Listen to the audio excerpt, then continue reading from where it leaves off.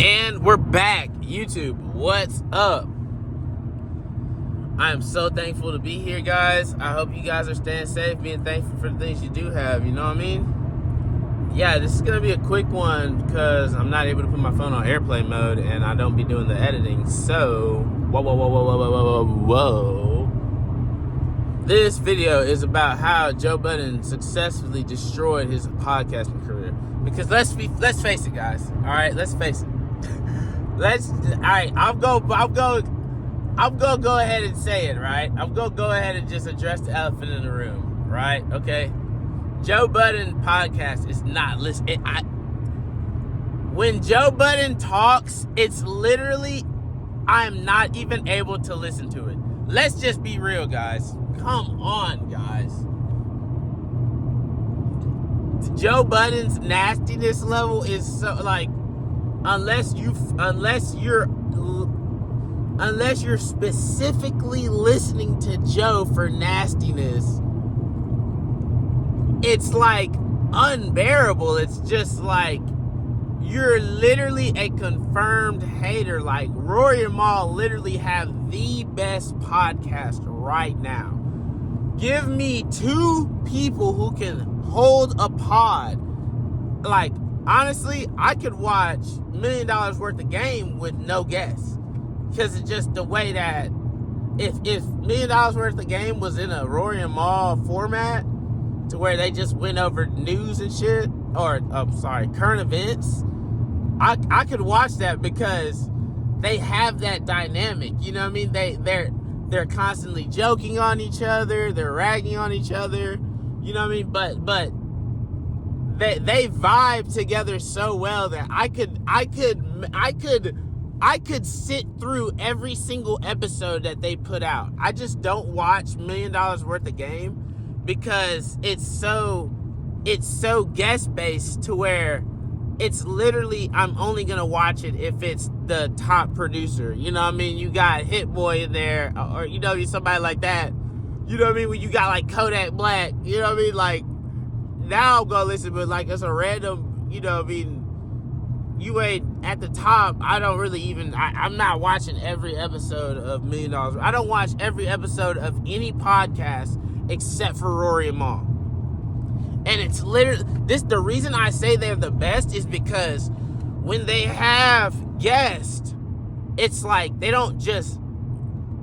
not a guest-based pod. So all their guests are like,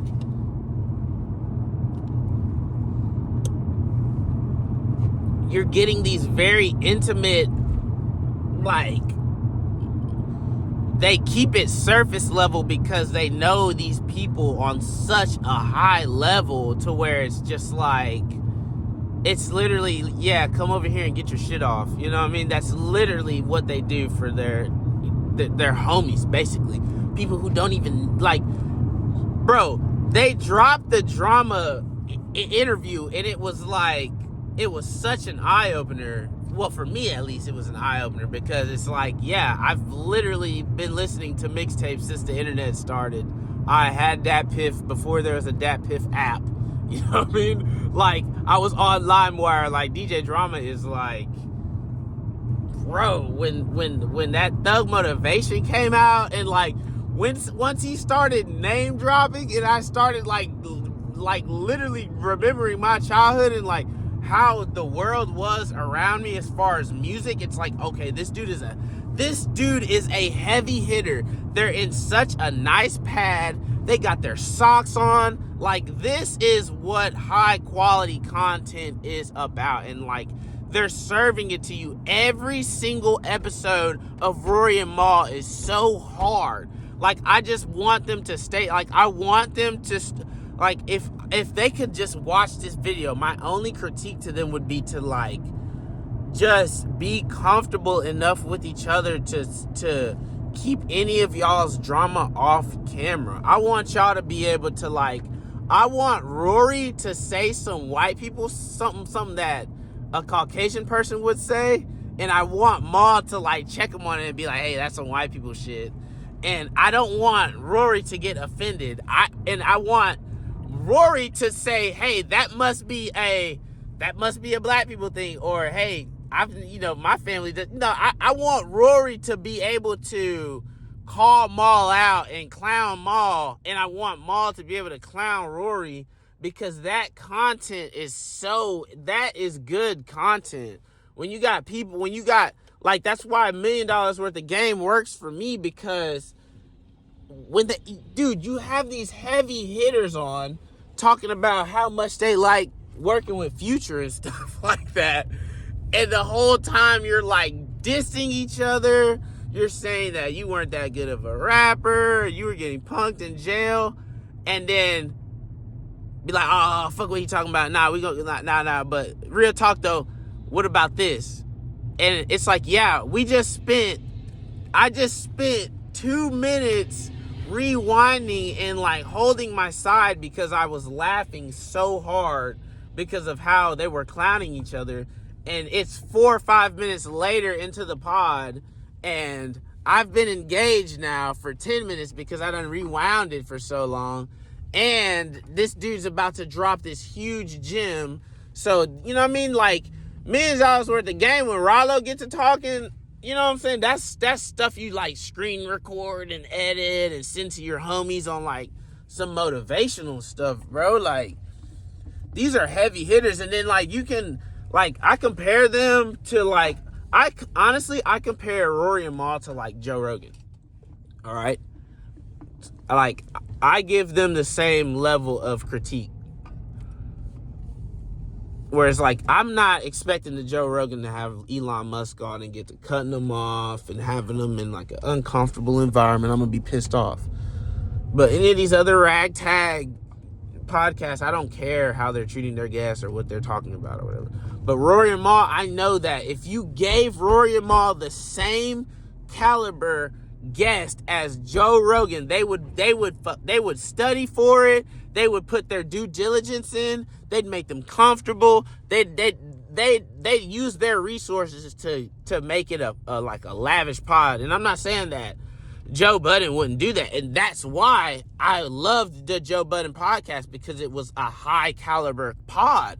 But then it's just like, I'm not with the nastiness, dude. I'm not watching this pod because I like you guys. I'm watching this pod because, the content is appealing to me. So once I figure out you're nasty, then I don't like you, and I'm not a drama person. I'm not a messy person. So that sort of content isn't what I'm trying to digest, every day.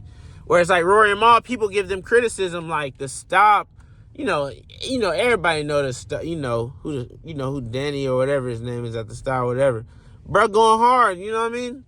And he's just critiquing pods, and like he's basically the biggest right now, underground.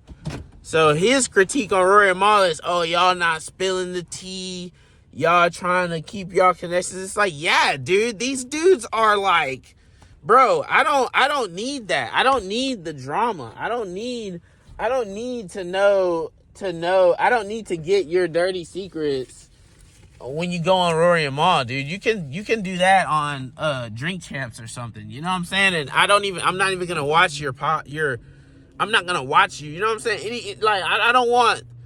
I don't need that from them. They're not a guest based pod. If Rory and Maul go on No Jumper and then they start if Rory and Maul go on No Jumper and do a 2-hour pod and spend an hour talking about Joe Budden, it's going to be like, all right, how many revisited points are we going to revisit? How much time are we going to spend on revisiting points? So how much new content are we going to get? We'll maybe get 10, 15 minutes if they identify that it's new and they elaborate on it. We might get 15 minutes worth of new content.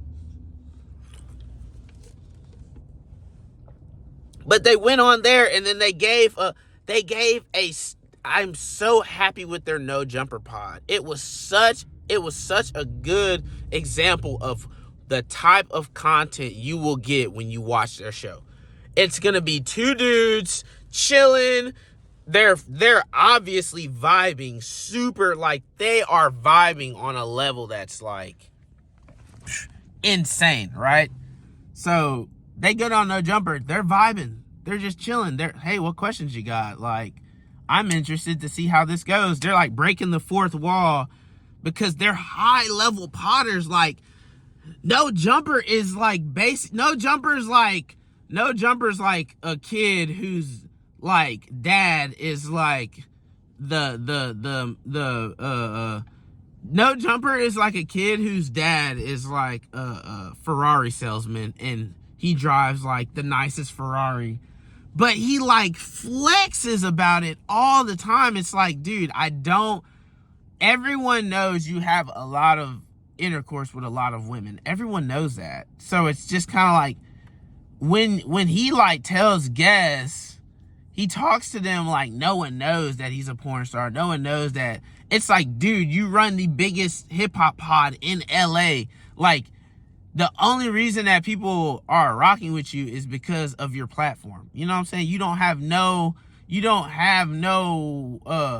didn't build that super hard Ferrari that you have. You only got that Ferrari because you literally blew up, and then you started podding, and then it's just like people accepted you on your side, and then it was just like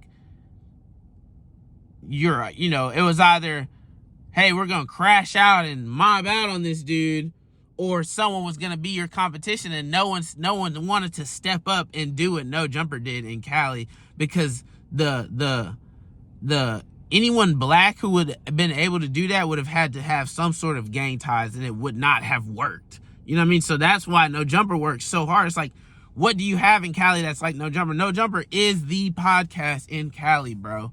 Like, Academics is the podcast for the East Coast, you know what I mean? And everyone else is everybody else, you know what I mean? But it's really Academics and No Jumper. Let's be honest, you know what I mean? Like, like No Jumper, like I said, West Coast, everything funnels through No Jumper. Like, the amount of content that they're putting out, the amount of people that react to their content on like a physical level. A post on Facebook now has physical ramifications for No Jumper posts. So it's like, so it's like, these guys, I don't know. I just don't like, they went on his pod and they did a really good job. And I'm glad they did it because it exposed how terrible he is at podding. It's just like, dude, No Jumper, you're literally it's just like, Adam, dude, like, I'm not going to sit here and downplay your work ethic, because can't nobody sleep on how hard you grinded. But it's just like, dude, you're on pods bragging about how many girls you smashed. It's just like, okay, that's the first time I seen Adam was when he did that, when that clip went viral, and it was him and his girl. He's like, yeah, I'm about to have a threesome with this girl and my girl. It's like, that's the first time I ever seen No Jumper, and he was bald. So it's just like, bro, I mean, it's just like, dude, like, that was how many years ago? Come on, bro. Okay, we know you're a porn star. You have sex with, like, jeez, dude. It's just like, but I watch No Jumper because it's not all Adam. Like, I'm gonna watch Sharp. I'm gonna watch AD. I'm gonna watch all the other interesting content, and then, of course, Adam's gonna be on the big interviews.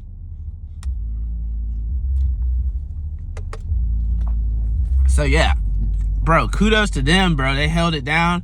You don't have to be with the nastiness for content, because you're gonna grow a fan base, and you continue with your momentum. You're only gonna get bigger and bigger and bigger and bigger and bigger. So it's just like, kudos to Rory and Mal, man. Joe Budden, yeah, how you destroyed your career. You're just being nasty, dude. Stop with the nastiness. Stop with the,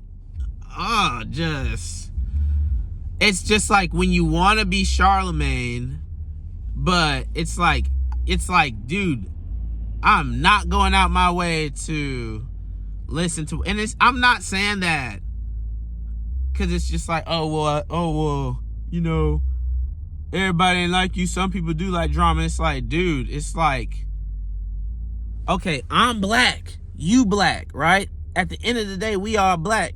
I mean, if we can't agree on that, then it's just like, dude, I don't want to hear nothing negative about no black people. I don't want to hear nothing negative about no white folks, no Mexicans, nobody. You know what I'm saying? Well, why can't have you on my pod putting me on some game, telling me I don't need to know about all your ops. I don't need to know about who got shot when and whoop-de-whoop. And it's just like, come on, bro. And so it's just like, dude, bro, stop with the nastiness, dude. It's just like, and yeah, as I said earlier, if Rory and Maul see this, the only critique I have for them is to just like, please just be genuine with each other and like, no homo, like love each other. Be like, bro, like, look, I love you, bro. Like, ain't nothing I can, you know what I'm saying, you can say to me right now that's gonna have me to where I'm just gonna want to murder you. You know what I mean? We can fight it out and agree to disagree or something, but you my boy, we gonna ride or die. But as far as this pod, we winning right now. Let's not, if you feel like I'm getting nasty on the pod, let's cut it and just redo that pod. You know what I mean? Talk it out. Let's redo that pod. Let's cut that session or whatever. You know what I mean? I don't want to see that person. If Rory and Maul hate each other, they hate they guts, when they turn that camera off, they leave and they don't say nothing to each other until they turn it back on again. If I never know that, I will watch every single episode they ever put out, bro. If you come up to me today and tell me they don't like each other and they just capping, like, I would rather them be on the pod and be like, man, that's why I don't fuck with you now. That's why I can't be hanging out with you now, because you do whoop. And then they know, okay, they know what line they can get to what to not say, but to get the point across that we're not messing with each other. We're not really homies like that. You know what I mean? They can, we just doing this for the money. They could literally clarify that to the viewers and keep my viewership. they can keep it, because it's literally like, it's like, dude, the way they vibe is like the way I haven't even watched the Tori and Meg episode. I watched like the first 10-20 minutes of it. Just the way that they've handled it from start to finish has been superb. It's been superb. Exactly what Maul said. It's just like, dude, if you shot a female, that's irresponsible, bro. Like, you not 12 years old, bro. You not no little kid, bro. Like, you grown, bro. You should be able to have a firearm with your old lady and she feel protected and not, oh, this dude don't know what he doing, he might shoot me. Like, so, you know what I'm saying? That could be considered goofy. And so I'm not mad at Maul for having that stance. And I'm not mad at Rory for choosing to play devil's advocate for both sides and not giving a overall opinion. You know, Rory's gonna say the politically correct thing. You know what I mean? And it's just like, I'm not mad at him for that. I don't watch this show for hot takes. I watch this show to laugh my ass off when something crazy, when the whole world is laughing at something. Watching Rory and Maul laugh about it with Julian and all the other ones, I can laugh with you, especially if I ain't heard the news. If it's tea to me, then it's like, bro, what it, you know what I mean? So now that's why I watch the content. And then the random who's the dude who sang Broccoli? Whoever that dude, Drum interviews and stuff like that. DJ Drama interviews, like, bro, like, that's why I watch the pod. I don't watch the pod for drama and, oh man, dude, bro, I do not watch the pod for nastiness, bro. That's why it's like, I cannot watch one episode of, like, literally every time, like, I accidentally turn on a Joe Budden episode, even a clip, it's like taking your nails and like scratching them super slow on a chalkboard, bro. It's just like, and it's so crazy because I literally used to listen to every single episode, bro. All right, later, guys.